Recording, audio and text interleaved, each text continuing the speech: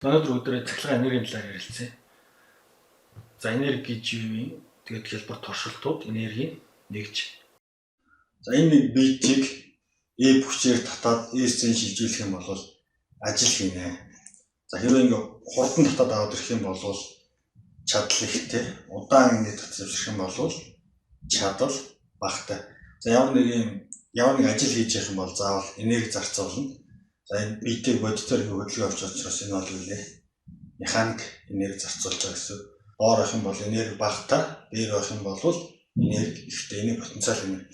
Хурдтай хөдөлгөөн энерги. Эсвэл ингээ удаан хөдөлгөх юм бол энэ биднес кинетик энерги. Кинетик энерги биеийн массыг урдны квадратаар үржүүлээд хоёрт хуваасантай тэнцвэр.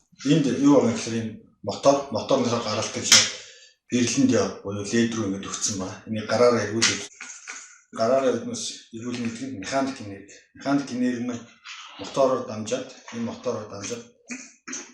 цахилгаан энерги бол тэр цахилгаан энерги маань энэ гэрэлэн диод дээр. Гэрэлэн диод нь цахилгаан энергийг гэрлийн энерги болгож байгаа. Энергийг нэг хэлбэрээс нөгөө рүү өргөж шилжиж байна. Бүх юмыг бол энергиээр тайлбарлаад энергиээр тооцоо хийж болдог. Энергийн тодорхойлолт. Бие системийн төлөв өөрчлөлт явал энерги нь өөрчлөгдөнө гэсэн. Энийг өгж ойлгох юм гэхээр нийт байсныг би энэ өндөрт авчиж тэгэх юм бол энерги нь өөрчлөгдөнө. Нөгөө бие ингээ хөвтэй тэмдэглэлийн дагуу хөдөлгөөн байгалийн өөрчлөлт тэгэх юм бол энерги нь өөрчлөгдөнө гэсэн. Олон төрлийн энерги байна. Механик энерги, дулааны энерги, гэрлийн энерги гэдэг олон энерги байна. За энергийн томьёо байна. За энэ томьёогоо эхнээс нь тайлбарлаад явъя. Эхнээс нь томьёогоо тайлбарлая. За бид бүгдийн сайн мэддэг пүрүс машин хөдөлж ирсэн гэж бод.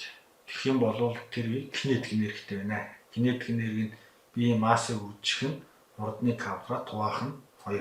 Ямар нэгэн бит байсан. Энэ битийг E хүчээр үйлчлээд S-ийн шилжүүлчих юм бол энерги нь энэ томьёогоор бодно. E-ийг үржих нь S гэдэг нь энерги. E гэдэг нь хүч, S гэдэг нь шилжүүлсэн зай. Чадлын хугацаар үржүүлэх юм бол энерги гарна. Ямар нэг биетийг хурдан шилжүүлвэл чадал ихтэй, удаан шилжүүлвэл чадал багатай гэсэн. За үүнийхээ хамгийн сайн хэрэглэдэг бол цахилгаан энерги. Цахилгаан энергийг бодохдоо ингэж бодно. E гэдэг нь гүйдэл, B гэдэг нь хүчтэй. За бид бүхэн орой болгон гэрэл асаадаг. Гэрэл маань надвлээ. Аснаа тэрний энергийг энэ томьёогоор бодно гэсэн. Хялбар туршилтаар ингээд мотор эргүүлээд лед асааж үзсэн. За мотор биднес усаар эргүүлээд гэж болно. Ингээд ус хөрвүүлж хагаад усаар эргүүлээд явах юм бол ус нь цахилгаан станц. Дараа нь салхиар эргүүлээд мотороос салхиар эргүүлээд явах юм бол салхин цахилгаан станц гэсэн. За манай Монголд яаж ажилладаг гэхээр нүүрс түлээд усаа халаагаад уур болгоод уураараа мотор эргүүлж чаддаг. Тэгэхээр уцаагаад цахилгаан энерги, дулааны энерги, гэрлийн энерги дуу болгож байна. За энергийг хэмжиж болно. Хэмжихийн тулд физик заавал нэгж байх ёстой. Энергийн нэгж нь joule. За joule гэдэг нь хүний нэр. Хүний нэр учраас товчиж бичгтээ томор очино. Өмнөх томьёон дээр нэгжүүдийг орлуулад тавьчих. За тэгээд энэ хэр их хэмжээтэй нэр бол 1 joule гэдгээр хэмжих төлөв төсөөлж үзье. Пүрүс машин маань 1300 кг 60 км/цагаар хурдтай явж байсан гэж. За энэ дээр нэгж нь метр секунд байгаа учраас адилхан метр секунд болох юм бол 60 км/цаг гэдэг маань 16 метр секунд болно. За тэгээд хөдөлж 60 км/цаг хурдтай хөдөлж байгаа пүрүс машин кинетик энергитэй.